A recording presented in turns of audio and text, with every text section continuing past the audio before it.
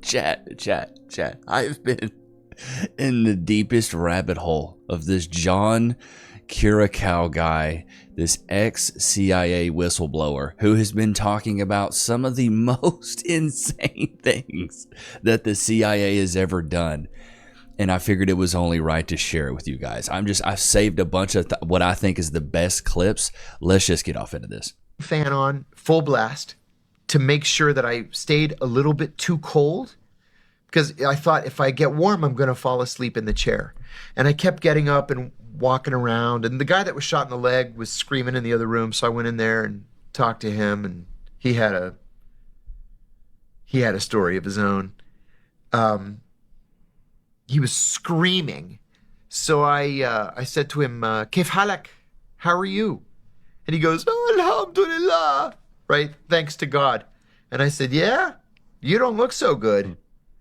He goes, are you American? I said, yeah, I caught you. And he says, the Pakistanis, they held me down. They put a rifle against my leg and they shot me. I said, that's not what I heard. I heard you were jumping from the roof of the house to the roof of the next house. And then he gets real serious and he goes, I am 150 kilos, 330 pounds. I cannot jump from the roof. So I pull back his blood-soaked... Bro, he be doing the accents too, bro. ...thobe. And there was Cracking me a up. powder burn the size of a friggin' Sorry, Chad, I did not sleep well last night. Going through a bit of a sleep regression here with baby Nichs. It's been brutal. It's been absolutely brutal. dinner plate all the perfect way around his wound. They held that AK-47 right against his leg and pulled the trigger. And I said, well, I don't know anything about that. That happened before I got there. All I know is you're in some big trouble. So you have some decisions to make. And then I went back to Abu Zubaydah's room. So I sat there just living on coffee for, as it turned out, I sat with him for 56 hours. God. 56 hours. I felt like I was starting to hallucinate at the end. I had been so long without sleep. But a buddy of mine brought over some food and a change of clothes, which I wrote about. I smelled so bad, right? There's no time to shower. There's no place to shower anyway. And I've been in the same clothes for days, and I haven't slept, and we've been out in the dust and the dirt. And so I smelled bad enough that I was grossing myself out. Jeez. So he brought me, I should say, a T-shirt from the safe house that I slept in normally. It was something my kids had gotten me. It was a red T-shirt with SpongeBob SquarePants in the center. Goated. So about 24 hours into his capture, Abu Zubaydah starts coming out of the coma. And so I'm in the SpongeBob T-shirt. I still have the big poofy Pakistani balloon pants on. And I stood up with my hands on my hips at the foot of his bed, and I was looking at him. And he's laying there tied down, and he looks at me, not really at me though. He looks at SpongeBob, and I say in the book, you can see the exact instant that he realized, oh my God, the Americans have me. Because his pulse went from 110 to 220. Jeez. And the machine starts going beep, beep, beep, beep, beep, beep, beep, beep, beep, beep, beep. And then you hear code blue, code blue. So they run in, and then they shock him, and they give him a shot, and then he's out again. So I sit back down. Savage. And I eat a little, those little peanut butter cheese crackers. That's all I had. So I'm eating my little peanut butter cheese crackers. 6 hours later, he comes back out of it again. So he's laying in the bed like this, and he's looking at me, and I'm looking at him. He's got an oxygen mask on, and he motions like this for me to come next to him. So I go next to him, and I moved his oxygen mask over to the side, and I said to him, "Shu ismek, what is your name?" And he shakes his head like this. I said, "Shuismek." And he says to me in perfect English, "I will not speak to you in God's language." I said, "That's okay, Abu Zubaydah. We know who you are." And then he starts to cry and he says, "Please, brother, kill me. Take the pillow and kill me. Smother me." And I said, "Oh, no, no." I said, "Nobody's going to kill you. We've been looking for you for a long time." And he says, "What's going to happen to me?"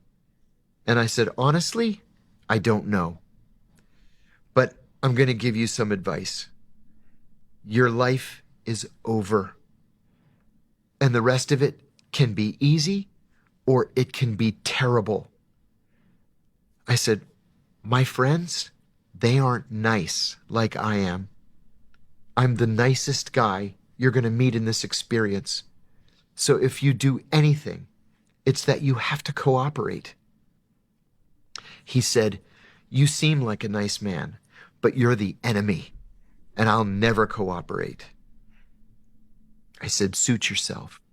Oh, God. I can only imagine what happened to him, bro. There's so many good stories, bro. I saved a bunch. Let's see here. Israeli spies are everywhere in America. On my very first day at the CIA, we got a briefing from the CIA's director of security. And he said, Going back to that first story, though, imagine being tied down to a bed, interrogated by someone. You go out in a coma. They resuscitate you. They bring you back just so they can interrogate you more. He talks about, I don't know if I saved it, but he talks about how they waterboarded a guy, because a lot of the clips have music on them. He talks about how they waterboarded someone until they basically died. They resuscitated him, and so they could torture him even more. It's like, oh my God. Like, imagine getting waterboarded on my very brought back to life just to get waterboarded again. Jesus. first day at the CIA, we got a briefing from the CIA's director of security.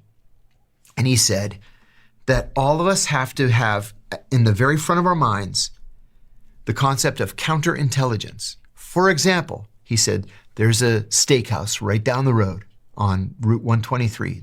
It's the nearest restaurant to the CIA. He goes, "Don't ever eat there." Why? Because the KGB thinks we all eat there.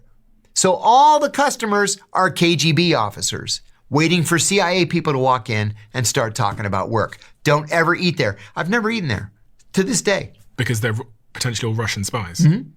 So he said, Wow. Our Israeli friends have two officers in their embassy, one from Mossad, one from Shin Bet. The FBI has identified 187 undeclared Israeli intelligence officers spread all across the United States, mostly at defense contractors trying to steal our secrets. Now, we give the Israelis 95% of our defense secrets. You want the F-35? Done. Here's the F-35. You want this advanced missile? Here you go. It's on us. So they steal the remaining 5%. Jeez. No wonder we're so close to Israel.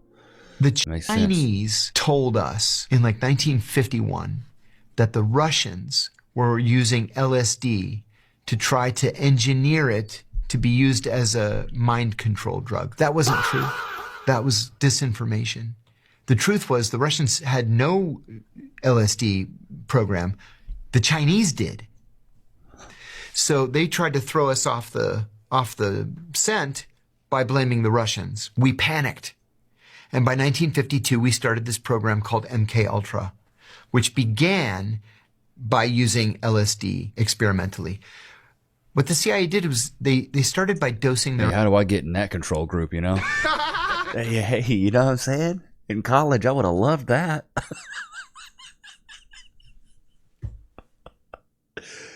You know what? Recruit me. What are you guys doing? Marijuana trials? LSD trials? Recruit your boy, you know? God. That would have been fun. But then they're trying to like brainwash you and, you know, do all that. That wouldn't have been fun, but free acid? Let's go. own employees without telling them. With the hope that... Yeah, we'll just see what happens. See what they say. See how it feels. see if we can control them, see if we can plant memories that didn't actually happen. Several committed suicide. One jumped out of a hotel window. And then they decided, no, it's not a good idea to dose our own people. Let's just dose strangers out in public. So they went to San Francisco.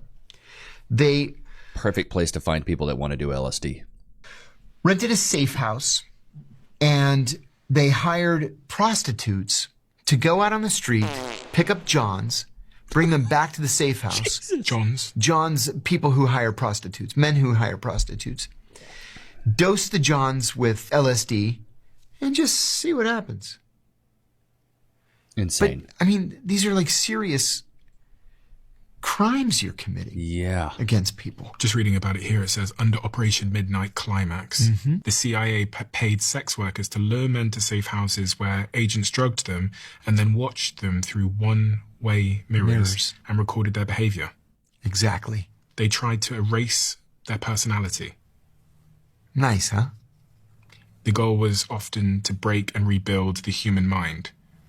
In 1973, the CIA director ordered mass destruction of the MKUltra files.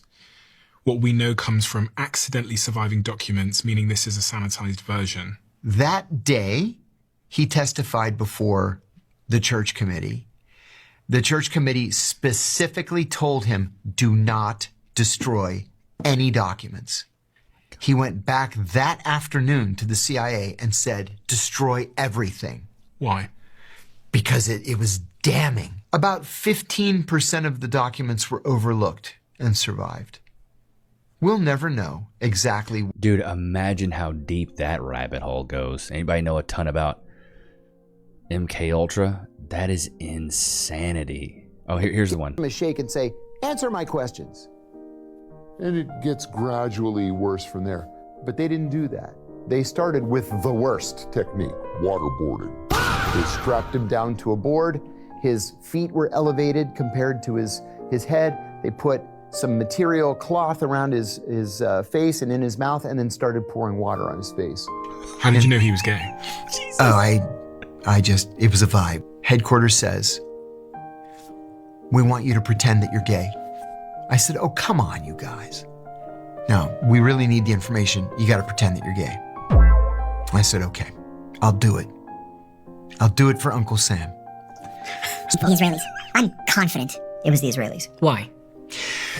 Jeffrey Epstein Is kind of the stereotypical example that they give you in training for what's called an access agent. This is a different kind of recruit. So, for example, if you're a foreign intelligence service and you want information, like close-in information from a former president, from the CEO of the biggest company in the world, from a member of the British royal family, you're not going to recruit these guys. You're not going to recruit Bill Clinton or Bill Gates or Prince Andrew. So you do the next best thing. You recruit somebody who has regular access to them. And that person that you recruit is going to need to make these people feel comfortable and appreciated. And so you give him plenty of money. So he has this house on an island, or he has the whole island. And maybe you bring in young girls, you get them in compromising positions, just in case you need to use what's called compromising pictures. We know now that Jeffrey Epstein's house on the island had video cameras, hidden video cameras in literally every room, including... Got to get the information before the bomb goes off. So you say, hey, Abu Zubaydah, give me the information. He's like, fuck you, I'm not going to give you the information. So what do? Do you waterboard him? Do you sleep deprive him? Do you put him in a cold cell? Do you beat him? Do you put cockroaches on him? Do you put hummus up his ass? Give him What? What the fart is that, dude? Put hummus up his butt? Oh my God. They trained us also in lying and lie detection. That was actually quite important. You know, you at the CIA, you're a trained liar. And this is why the divorce rate's so high. It's the highest divorce rate of any entity in the U.S. government. It's upwards of 80%. Trained to lie. How do they train you to lie? Hi, my name is Dave Phillips. I work for an import-export company. But do they teach you the art of lying? Oh, yeah. And what is the art? You know, it's hard to it's hard to pin down. You just sort of have to have it. You have to have that ability. But the hard part is you have to keep the lies straight. Yeah, that'd be the I'll hard give you part. another example. I've never told this story before. You're a liar! I was I at don't know if he has. I just it was an opportune time to do it. I'm sorry, Chad. asked by headquarters. I was overseas in the Middle East, and I was asked by headquarters to target one specific officer of this foreign country. Target. Yeah. Hi, how are you? Okay. Oh, we've never met. I'm John. So nice to meet you. Let me take you to lunch. He had access to information that we really needed. So they told me to accidentally bump into him. So I surveilled him for a week. And he was single. And on Saturday morning, he went to a coffee shop. So I go into the coffee shop and I'm looking at him and he's looking at me and I said, I know you. Ministry of Foreign Affairs? He said, yes. Do I know you? I said, I am John from the American Embassy. Oh, nice to see you.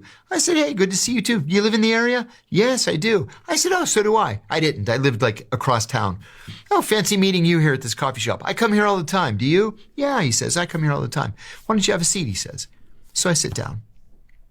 At the end of the conversation, I go back to the embassy and I read a cable and I said, he's gay. I'm 100% sure he's gay. So then we started this conversation, headquarters and I, how can we use that to our benefit? Did he have a wife? No, He was single. which was unusual at his age. How did you know he was gay? Oh, I just, it was a vibe. Okay. So headquarters says, It was a vibe. we want you to pretend that you're gay. I said, oh, come on, you guys. No, we really need the information. You got to pretend that you're gay. I said, okay, I'll do it. I'll do it for Uncle Sam. So I call him and I said, hey, I have 2 tickets to this show and I was hoping maybe you'd be free. Maybe we'll grab some sushi afterwards. He said, yeah, I'd love to. So we go to the show. He thoroughly enjoyed it. And we go for sushi afterwards. And then we go out again. And he says, why don't you come over to my place some night and I'll make dinner. I said, great. So I go over to his place. He made a lovely dinner. And then I thought, well, I have to invite him to my place. So I told my wife, you're going to have to get out. So she left. I made dinner. I removed all the pictures of us together. And we had just gotten married. So we had our wedding picture up and everything. At the dinner, he leaned in to kiss me. And I instinctively backed off. And he said, oh my God, I'm sorry. I thought you're gay. And I said, oh no, I am gay. I'm not into hairy guys. And he's like, oh. You're a liar! Okay. I said, I'm sorry. The comments are like, they trained us to lie. No, I didn't kiss him. Everybody's like, he 100% kissed him, bro. I think you're great, but I'm not feeling it. You didn't kiss him? No. So we Do it for Uncle Sam, dude. remained friends. And in the end, he gave me the information. That's crazy work. He still got the info, though, bro. He's still got the info. Where's this one? Well, they started torturing Abu Zubaydah on the 2nd of August, 2002. And it was a slippery slope. They did many, many, many things. Not just to Abu Zubaydah, but to... One of the comments says, go get the hummus, twin.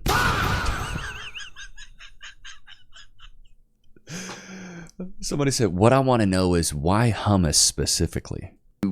to most, if not all, of our high-value prisoners that were never authorized by the Justice Department or by the president. You know, you can't force hummus up someone's rectum, for example, right? You can't play Russian roulette with them. You can't, you know, they learned Abu Zubaydah had an irrational fear of insects. And so they put him in a coffin and they dumped a box of cockroaches in there with him and then closed the coffin. And they left him in there for 10 days just with a diaper. You can't do that. Nobody told you you had permission to do something like that. You know, and waterboarding was supposed to be the ultimate technique. But there were a couple that were clearly worse than waterboarding.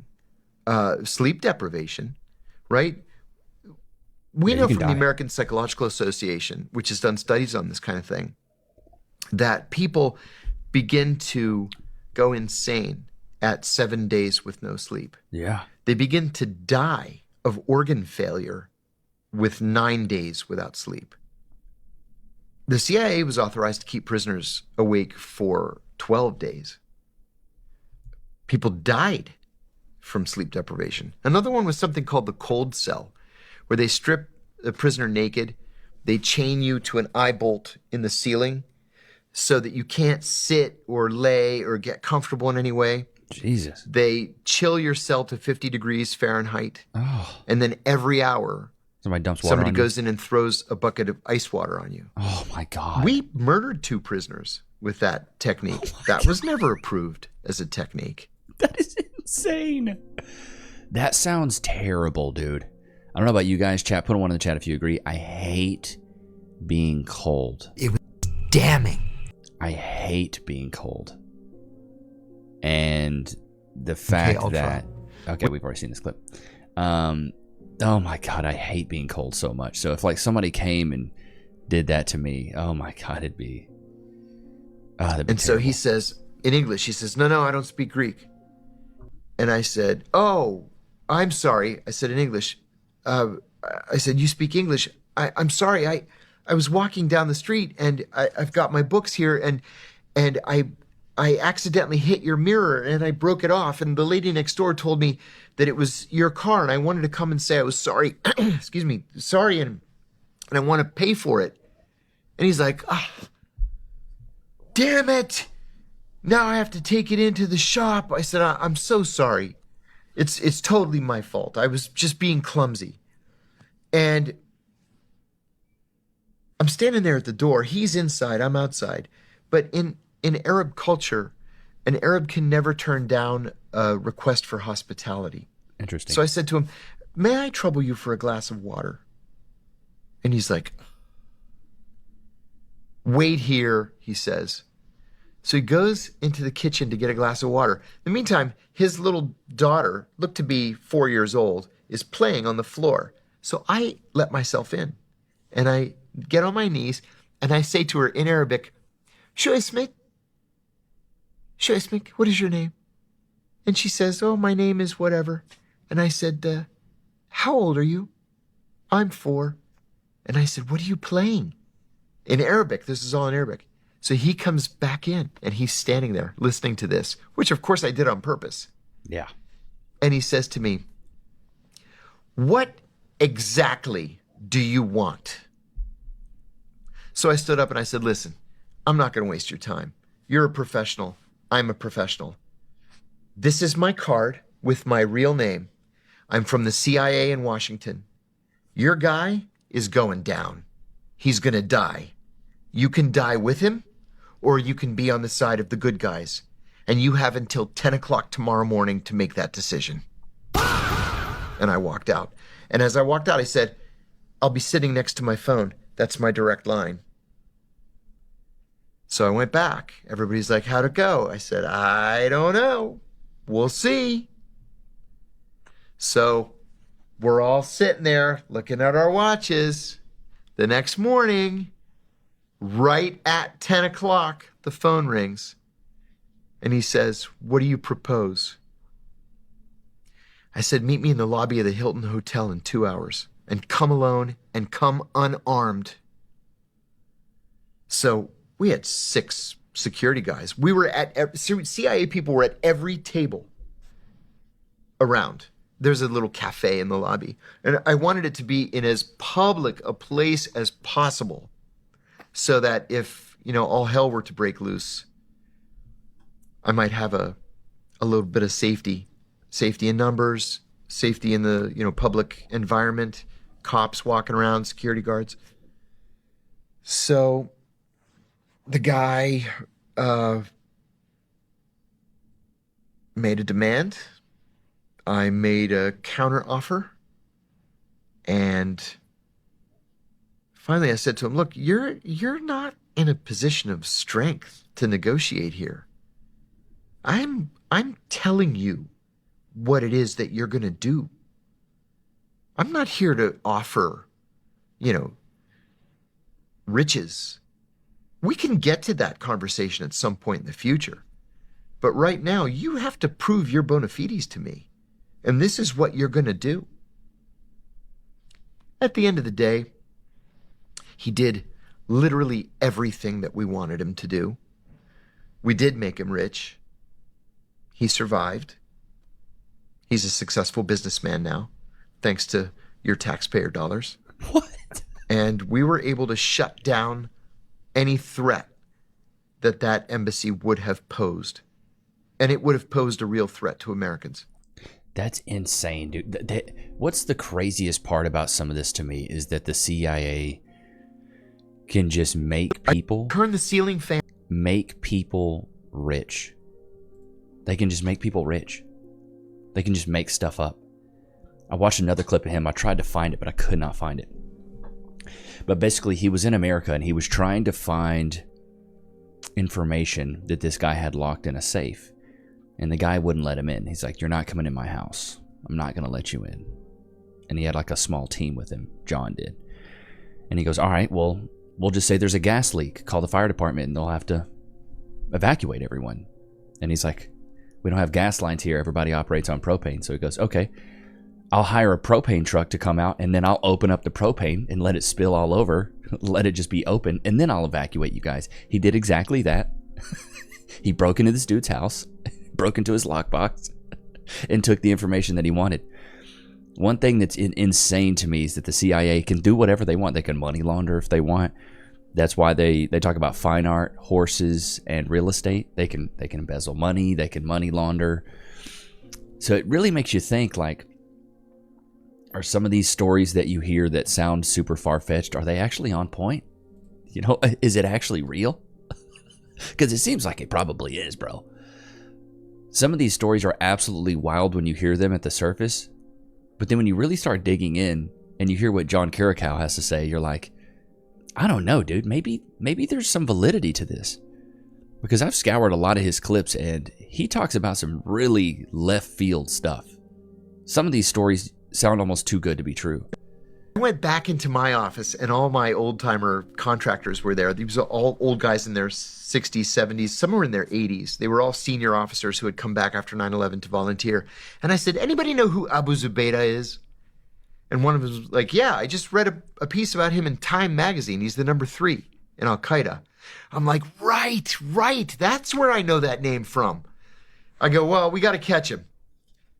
Like, are you serious? I go, yeah, he's here somewhere. We got to catch him.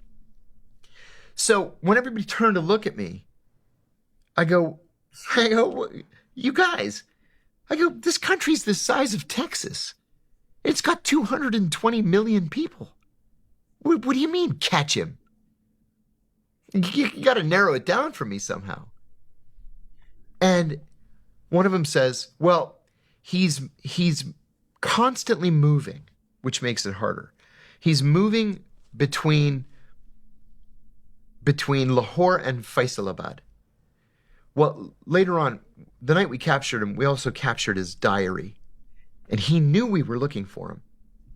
And so he was one day ahead of us. Like, there were a couple times where we'd bust into a place and there's a cigarette there that's still lit, right?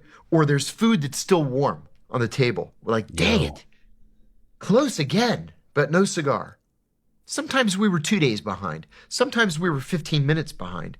But he knew we were on him, and we're chasing him all over the doggone country. So that'd be exhausting, though, running that much. I came up with a couple of just terrible ideas. I won't waste your time. Terrible, unworkable ideas to try to tighten the noose a little bit. And just there was no operation that I could conceive of on my own that was going to find him. So I said to the chief, listen, I need a targeting analyst.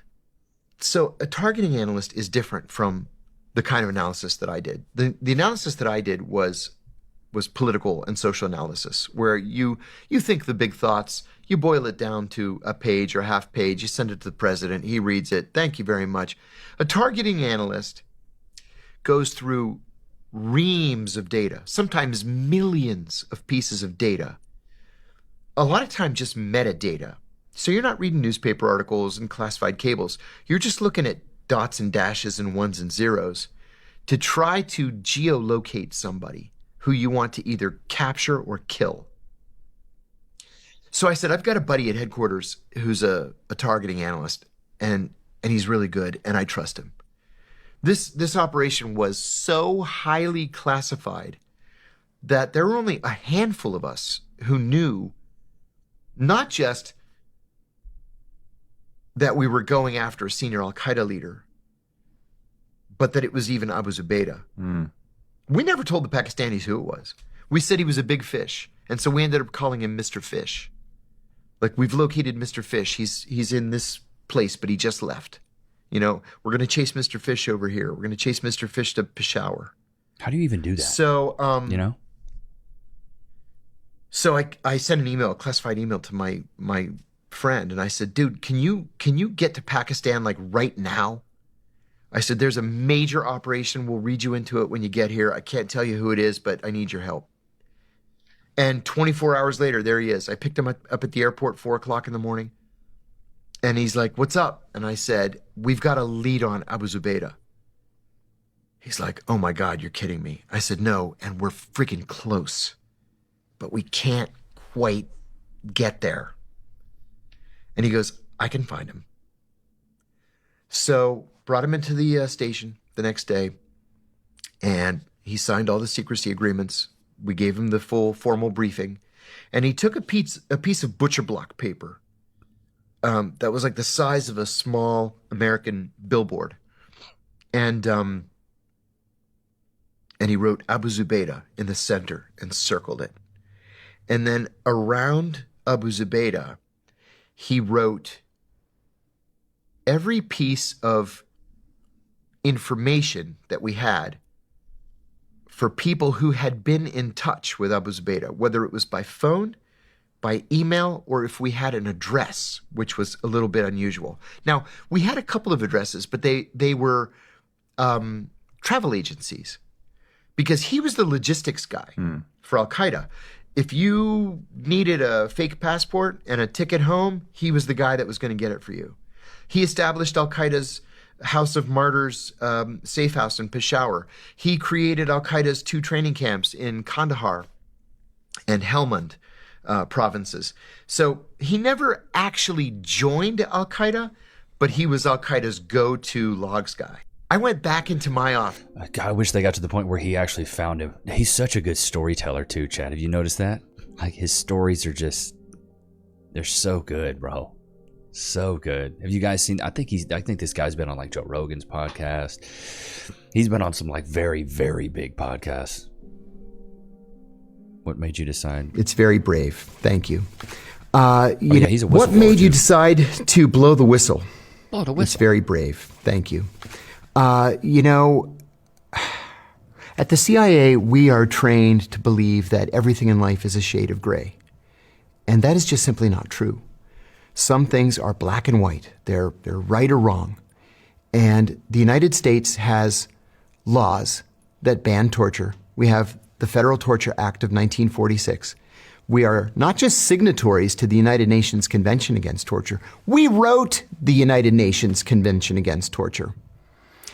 In 1946, the United States executed Japanese soldiers who waterboarded American POWs.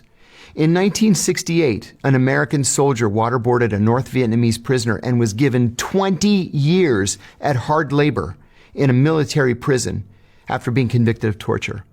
The law never changed. So how is it then that from 2002 to 2005, torture was somehow magically legal? It wasn't legal. We were committing crimes against humanity. And so it was something that I having known the details, I couldn't sleep at night. And I believed, and in retrospect, I was right, that the American people had a right to know what their government was doing in their name. And I'm proud to say that because of my revelations, the McCain-Feinstein Amendment was passed into law, and it formally and permanently. What made you probably ban torture? Decide to blow? Shout out to John Carricow for doing the work that a lot of us would be too afraid to do. I wouldn't do it. Bro, if you get into the CIA, I feel like you already know you're gonna be doing some slimy, sleazy things. So you already got to be ready to just do some things that are not socially acceptable. Ain't that right, Lokes? Free? Sit. Shake. Free. Free. Bro, being in the CIA would be so crazy. They'd never put me in the CIA. They'd be like, "You're too stupid. Stupid. You don't remember anything." I couldn't get recruited at all. He talked about how he got recruited. He basically went to one university and studied this class. I think it was like Middle Eastern studies or something, or Arabic studies, where he learned the language, learned the culture. And he was one of 4 students. And then one day his teacher comes up to him and he goes, "Hey, I'm an undercover CIA agent. I want you to go meet this guy." He goes and meets this guy. This guy's like, "I want you to show up here and I want you to take this test." This guy, John, went and took the test, passed it with flying colors, and then it's like, boom, you're in the CIA. It's insane to me. This stuff sounds like stuff out of a freaking movie. It doesn't even sound like real life.